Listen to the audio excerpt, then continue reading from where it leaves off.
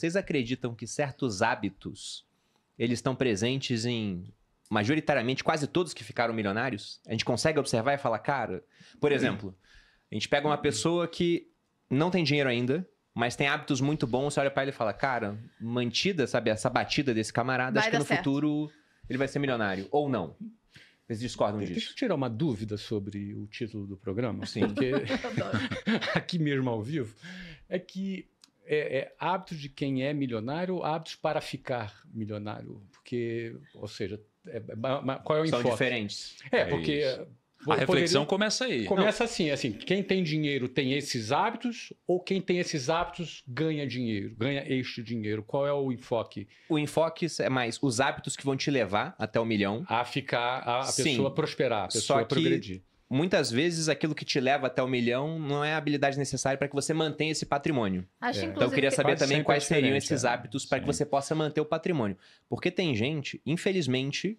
A gente vai ver cada vez mais isso. Eu já conheci pessoas no digital que os caras faturaram 10, 20 milhões, hoje não faturam mais e torraram tudo. Sim. Então eles conseguiram, né, ter hábitos que levaram até o milhão e depois não tiveram os adequados para manter aquele patrimônio. Até porque existe um problema nessa equação, né, que é o seguinte. Disse que os perdedores não escrevem livros e nem são ouvidos na maioria das vezes. Né? Então a gente tem um viés. A gente escuta quem? Quem ficou milionário. A gente escuta quem não só ficou milionário, como também é um bom comunicador. Então a gente ouve essa pessoa falando sobre hábitos milionários. Mas existe um problema. Nem todos aqueles que ficaram milionários e até são bons comunicadores são bons professores. Nem todos eles conseguem, inclusive, explicar ou justificar o sucesso deles. Então a gente muitas vezes está ouvindo alguém, né, que...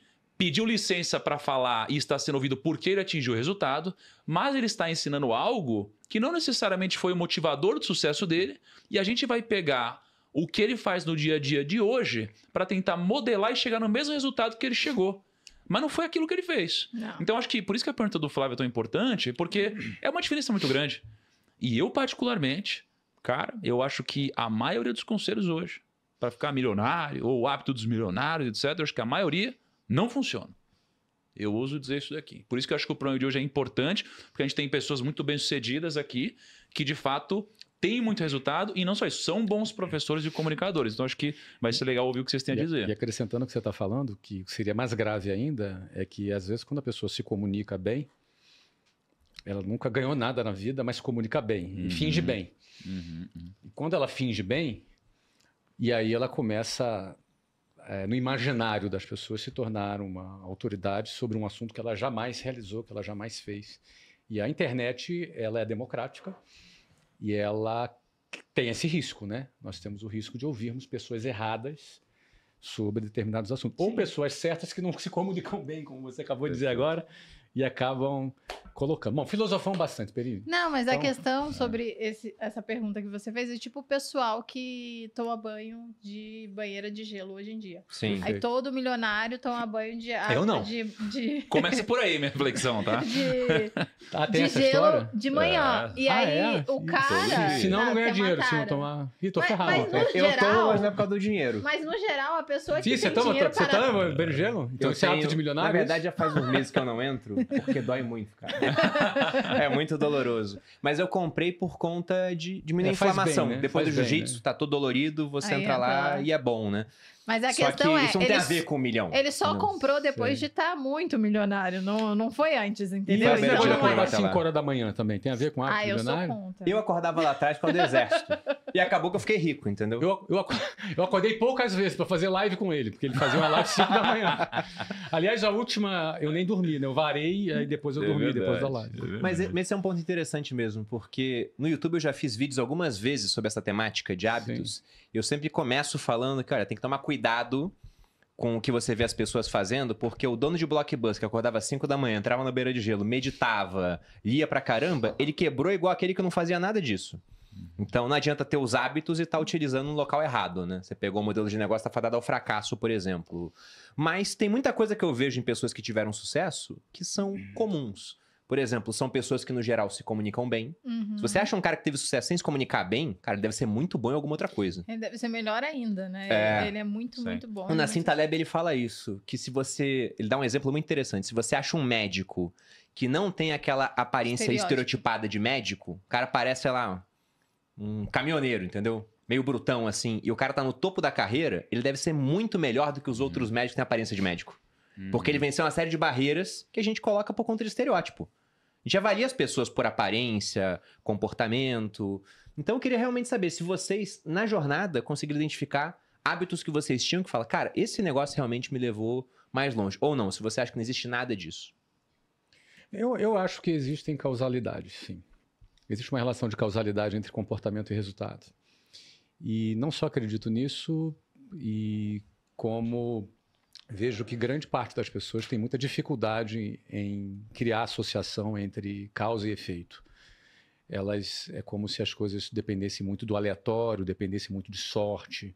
É fato que existem muitos fatores que acontecem na nossa vida que são verdadeiras bênçãos, né? Verdadeiros presentes que você recebe, como características genéticas, como você ter nascido numa boa família. Quando eu digo boa família que não seja equilibrada, não é? Sim. Mesmo que seja família simples do ponto de vista financeiro e social, como é o meu caso, por exemplo, mas meus pais viviam juntos, não é? Eu tinha pai e tinha mãe. Eu conheci muitos amigos que nem pai tinha, que nem conhecia que era o pai dele, e a mãe era ausente. Então, existem coisas que não são nossa... Não é? Eu não tenho nenhum mérito sobre determinadas situações. Porém, existem outras que são comportamentais. Então, por exemplo, eu não conheço ninguém que deu muito certo que trabalha pouco. Não é uma coisa... Não. Sabe, o trabalhar bastante, trabalhar muito, não é tudo. Se fosse tudo... todo mundo que trabalha muito teria prosperado. Mas todas as pessoas que eu conheço que construíram alguma coisa relevante, elas eram chegadas ao labor. Elas gostavam de trabalhar e, de preferência, elas se apaixonavam por aquilo que ela estava fazendo. Ela atribuía algum significado àquilo que ela estava fazendo, o que fazia com que ela fizesse aquilo por muitas horas por dia, repetidamente. Então, trabalhar bastante... ela não é assim a garantia do que você vai prosperar e enriquecer. Mas todas as pessoas que eu conheço que começaram do zero, que construíram o seu negócio, trabalhavam bastante. Então, acho que esse é um ponto. Eu vou falar só 3 pontos aqui que vieram à minha cabeça. Tá? Um outro ponto que eu vejo é alguém que não seguiu o padrão. Porque o padrão, se você for pegar ali a lista de todo mundo que enriqueceu, você vai ver que a maioria são empreendedores, depois você vai para atletas, depois você vai para artistas. Raramente, é um percentual muito pequeno, que são aqueles caras que chegam no topo da cadeia corporativa e enriquecem como executivos. Esses são uma minoria. Agora, o restante da pirâmide não vai enriquecer.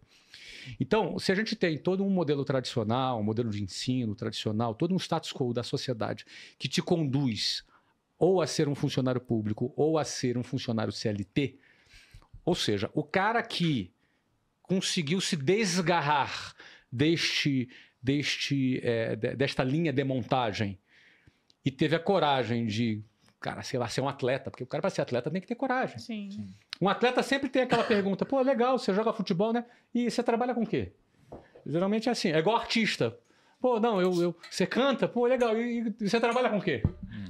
Não é? Ou seja, durante um bom tempo, um atleta e um artista convive com olhares atravessados, convive com olhares desconfiados de como quem pensa que ele é um vagabundo, você entendeu? E ele tem que ter uma convicção muito grande durante um período para conseguir atravessar esse processo, até ele começar a ter um resultado e ser reconhecido. Então, e muitos não conseguem ser reconhecidos nunca, jamais. Então, assim, esse cara, ele tem que ser um cara um pouco rebelde, um pouco fora do padrão, um pouco saindo, sabe? Geralmente vai ser aquele cara que sofreu bullying na infância, sabe? Aquele cara que vai ser aquele cara que não era muito popular e, de repente, ou era taxado como problemático, e, de repente, esse cara, por ser diferente, ele pega um caminho que vai levar ele à prosperidade, porque os caminhos que levam à prosperidade são na maioria das vezes, estatisticamente, fora da linha de montagem natural da sociedade. Então, eu acho que essa característica do cara ser um pouco diferente, eu percebo nas pessoas que se deram muito bem, que cresceram, você vai ver alguma história ali desse cara, ou é de bullying, ou é de diferente, ou que foi expulso da escola, ou alguma coisa diferente. Não é? O muito certinho, o inteligentão muito certinho, geralmente vai trabalhar para o problemático. Né?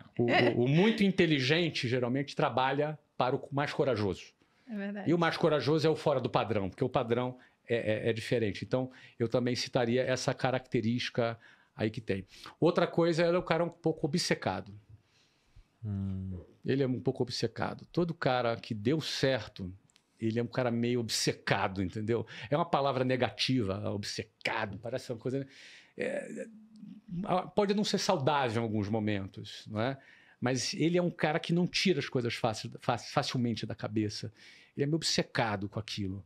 Ele acorda pensando naquilo, ele dorme pensando... São características que me vieram à mente agora de pessoas que eu conheço, que deram certo. Você percebe essas características em comum. Sim. Pensando nas pessoas que eu conheço que deram certo, todas eu acho que têm um pouco todas disso. têm. É verdade. Um pouco, não muito. Ou muito disso, na verdade, né? essa questão de obsessão, muito, de pensar... Quebra de padrão, são diferentes, tem alguma coisa diferente. Exatamente. São obcecados pelo aquilo que fazem.